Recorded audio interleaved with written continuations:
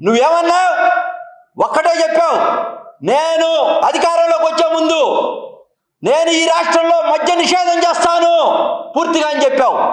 మద్య నిషేధం చేయకుండా దాన్ని కొనసాగించి నువ్వు కేవలం లిక్కర్ మాఫియా తయారు చేసి no digital payments, only cash payment, cash దందా చేసినటువంటి వ్యక్తి నువ్వు. దయ్యాలు వేదాలు వెళ్ళిచ్చినట్టుగా ఈ రోజున నువ్వు నీతులు చెప్తా ఉంటే గురిగింజ సామెతలాగా చూస్తూ ఊరుకుంటావనుకున్నావా? మా సంగతి మా జోలికి వస్తానంటా ఉన్నావు.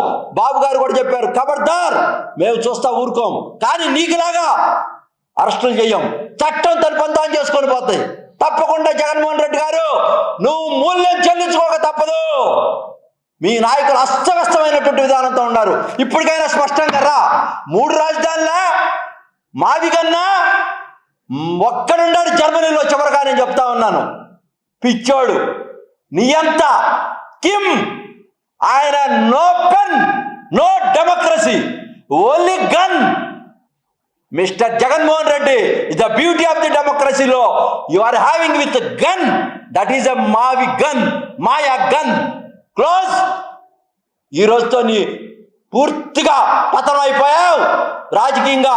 నీకు కనీసం నీ గురించి ఆలోచించేవాడు కూడా లేరని సందర్భంగా చెప్తూ, ఖబర్దార్ ఇంకొకసారి కనుక మాట్లాడితే రాజకీయంగా నిన్ను భూస్థాపితం చేస్తామని కూడా ఈ సందర్భంగా తెలియజేస్తూ నేను సెలవు తీసుకుంటున్నాను. జై హింద్.